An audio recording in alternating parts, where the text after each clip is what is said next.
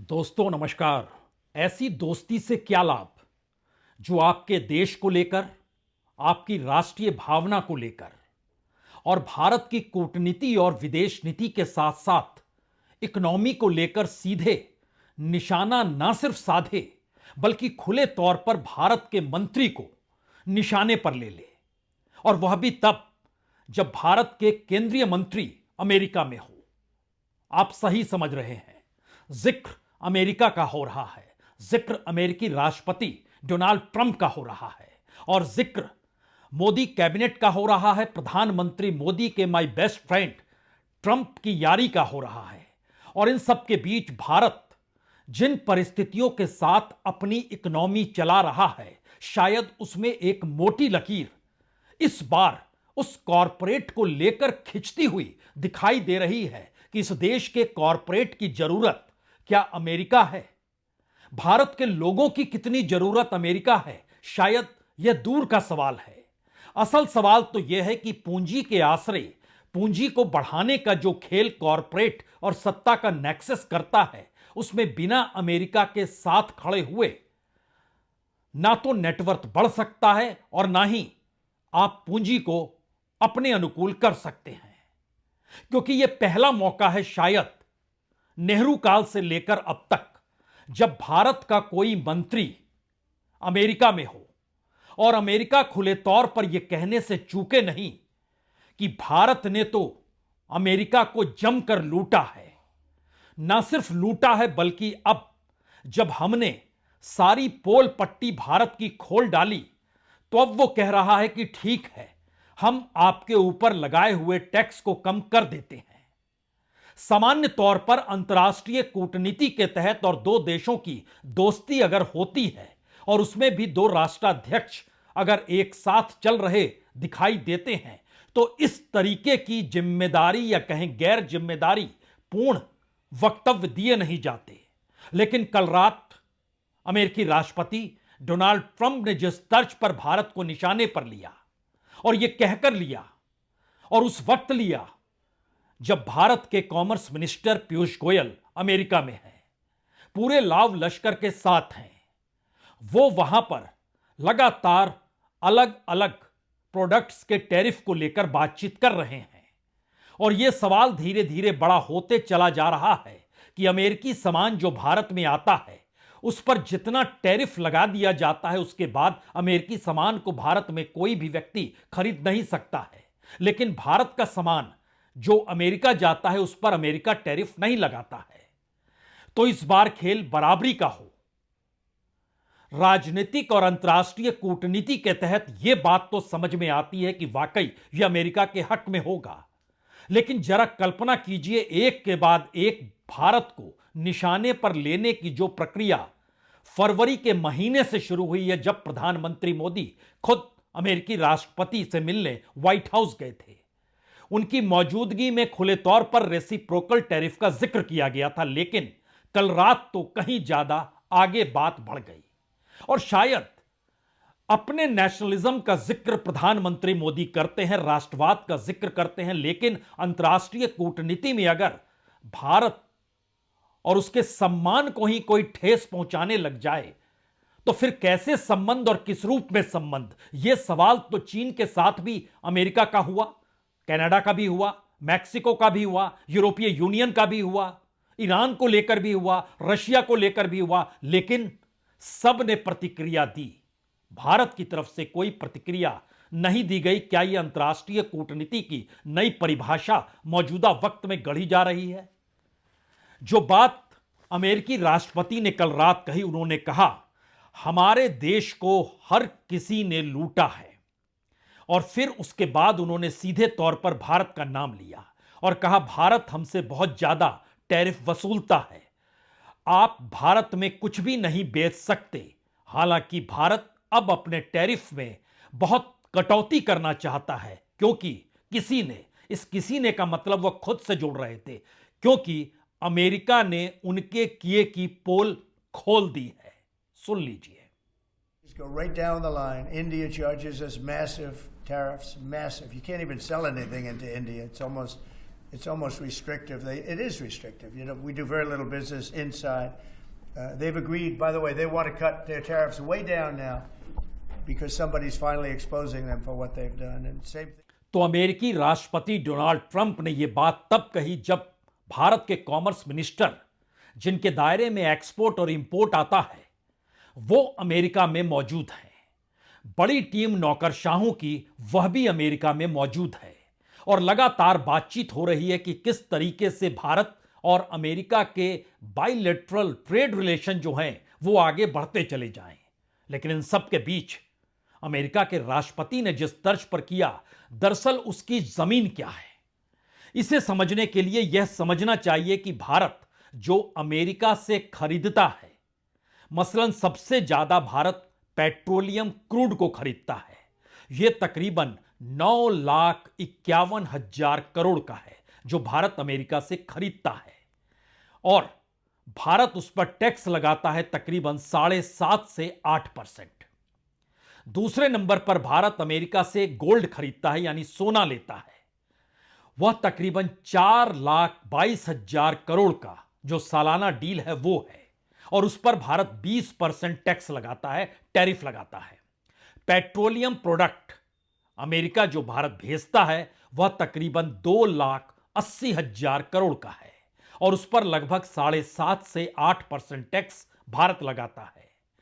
Electronic component यह तकरीबन 2,33,000 करोड़ का अमेरिका भारत में देता है और भारत इस पे तकरीबन जो टैक्स लगाता है वह 0.5% से 2.5% के बीच में रहता है। और कोयला और कोक यह भी अमेरिका भारत को देता है और यह तकरीबन सालाना डील जो होती है 2,10,000 करोड़ की होती है और इस पर भारत 5% टैक्स लगाता है।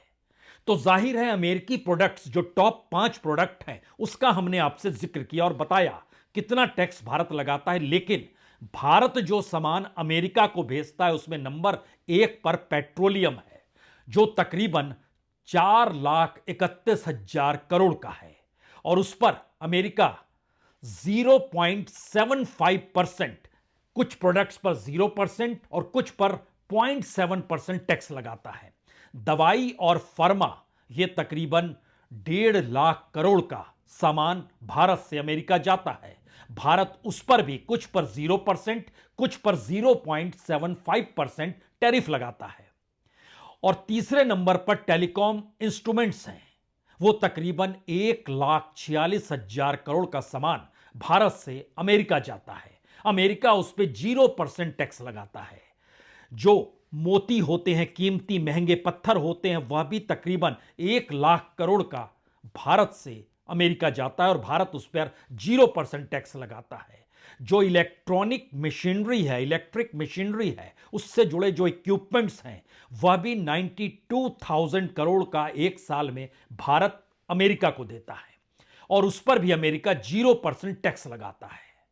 यानी अमेरिका से आए हुए सामान पर जो टैक्स था टॉप 5 प्रोडक्ट्स का और भारत से अमेरिका जाने वाले टॉप 5 प्रोडक्ट्स का, अगर उसका आप एवरेज निकालिएगा तो अमेरिका लगभग 0.2% टैक्स लगाता है और भारत का अगर एवरेज निकालिएगा तो यह तकरीबन 10% के लगभग टैक्स बैठेगा या कहें 8 से 10% के बीच में एवरेज टैक्स बैठेगा। और अमेरिका इसी बात को कह रहा है कि अब बराबरी होनी चाहिए। इसका एक मतलब बहुत साफ है कि पहले राउंड में $7 बिलियन का नुकसान भारत को तुरंत होगा और इसी को लेकर पहुंचे हैं। $7 बिलियन का मतलब 61,000 करोड़ रुपया जो भारत को तुरंत में नुकसान होगा, जो आगे कैसे बढ़ता चला जाएगा। शायद इसी को रोकने और समझने के लिए भारत के कॉमर्स मिनिस्टर पीयूष गोयल अफरा तफरी में अचानक पीएमओ के जरिए निर्देश आया कि आप अमेरिका जाइए, बातचीत कीजिए, वहां पर जो भी कॉमर्स मिनिस्टर हैं, जो सेक्रेटरीज हैं, उनसे मुलाकात कीजिए और नई टैरिफ रेट बनाइए। और दरअसल इस नई टैरिफ रेट बनाने की दिशा में जो अमेरिकन अधिकारी जब पीयूष गोयल से मिले, जो भारत के कॉमर्स मिनिस्टर हैं, सेंट्रल कॉमर्स मिनिस्टर हैं, और उन्होंने जो ब्रीफ किया राष्ट्रपति डोनाल्ड ट्रंप को, उसी के बाद डोनाल्ड ट्रंप ने इस बात का जिक्र किया कि अमेरिका भारत के किए की पोल खोल रहा है। इसीलिए अब वो टैरिफ कम करने पर राजी हो गया है। और उससे ठीक पहले भारत के विदेश मंत्रालय के प्रवक्ता ने भी कल जानकारी दी थी कि हां, पीयूष गोयल अमेरिका में हैं। During Prime Minister's visit to the United States in last month, that is on February 2025, both sides had announced that they will engage and negotiate a mutually beneficial multi-sector bilateral trade agreement. You would have known that the Commerce Minister was visiting the United States, where he met its counterparts. The two governments are in the process of advancing discussions on a multi-sector bilateral trade agreement. Bharat की मजबूरी क्या है? प्रधानमंत्री की कूटनीति का सही रास्ता क्या है? अंतर्राष्ट्रीय विदेश नीति में कहीं भारत की अर्थव्यवस्था या कॉरपोरेट के मुनाफे को लेकर कोई खेल तो नहीं हो गया? अंतर्राष्ट्रीय तौर की कूटनीति बहुत साफ तौर पर कहती है जिससे आपको अपने देश के लिए लाभ हो, वहां पर आपको खड़े होना चाहिए। और युद्ध के दौर में भी भारत के प्रधानमंत्री ने वही रास्ता अपनाया, रशिया के साथ खड़े हुए, यूक्रेन भी गए, अमेरिका के साथ भी दोस्ती गांठी, यूरोप को तेल भी बेचा और खुले तौर पर भारत के विदेश मंत्री दुनिया के तमाम मंचों पर यह कहते हुए चूके नहीं कि हम अपने देश की अर्थव्यवस्था पहले देखेंगे। तो फिर अमेरिका का मुद्दा आते ही कहां चूक हो गई? क्योंकि अमेरिका के जरिए अब खुली बात यह भी कह दी गई कि दरअसल भारत अब डिफेंस के क्षेत्र में यानी रक्षा के क्षेत्र में रशिया से कुछ नहीं खरीदेगा, बल्कि अब सीधे अमेरिका से खरीदेगा। यानी भारत की कोई प्रतिक्रिया नहीं है, यह सीधी प्रतिक्रिया अमेरिका की है कि आप हम ही से सामान खरीदेंगे। और इसका खुला जिक्र दिल्ली में अमेरिकी एम्बेसडर भी करने से चूक नहीं रहे हैं। तो यह मैसेज क्या है? खास तौर से तब जब भारत के प्रधानमंत्री अमेरिका गए और अमेरिका जाकर उन्होंने राष्ट्रपति डोनाल्ड ट्रंप के साथ बायलैटरल ट्रेड रिलेशन का जो जिक्र किया, उसमें कहा 2030 तक हम लोग आपस में संबंध जो बनाएंगे वो $500 बिलियन का होगा। $500 बिलियन 2030 तक। 2024 के अगर आंकड़ों को आप देखिए तो तकरीबन 129 यानी $129 बिलियन का दोनों के देश में आपसी सामान भेजे गए। भारत ने ज्यादा सामान भेजा, तकरीबन 7,61,000 करोड़, और अमेरिका ने कम सामान भेजा, तकरीबन 3,64,000 करोड़। भारत को मुनाफा यानी सरप्लस जो था वह तकरीबन 4 लाख करोड़ का हुआ। यह मैसेज साफ है कि एक तरफ भारत अमेरिका के साथ 2030 तक $500 बिलियन यानी अभी की तुलना में 4 गुना ज्यादा व्यापार करने की दिशा में भारत के प्रधानमंत्री अमेरिकी राष्ट्रपति के साथ बातचीत करते हैं, और दूसरी तरफ अमेरिका खुले तौर पर कहता है अब टैरिफ नहीं, और भारत के मंत्री की मौजूदगी में खुल्लम खुल्ला यह ऐलान कर देते हैं कि दरअसल भारत की पोल पट्टी अब खुल रही है। यह भारत की पोल पट्टी का शब्द भी इस्तेमाल जो किया गया, क्या वो सब कुछ संयोग है, या ये कहें कि ऐसी ही भाषा है, या ये कहें कि पहली बार भारत को अपने अनुकूल इसलिए ढालने का प्रयास हो रहा है कि भारत में 140 करोड़ लोगों की मौजूदगी के बावजूद भी भारत की इकोनॉमी पश्चिमी देशों पर निर्भर है और उसमें सबसे बड़ी हिस्सेदारी अमेरिका की है? या भारत का वह कॉरपोरेट जो भारत की इकोनॉमी को चला रहा है, उस कॉरपोरेट की रुचि अमेरिका में है? क्योंकि इस दौर में भारत के कॉरपोरेट्स भी अमेरिका की यात्रा लगातार कर रहे हैं।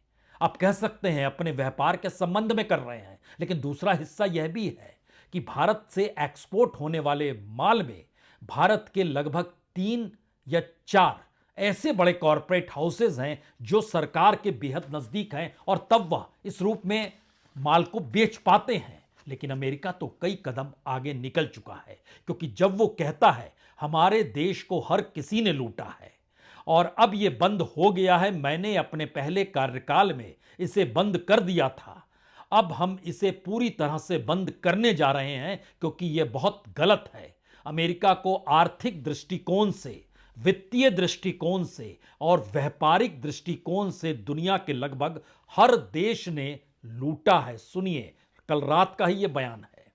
And we may do it as early as today, or we'll wait till Monday or Tuesday.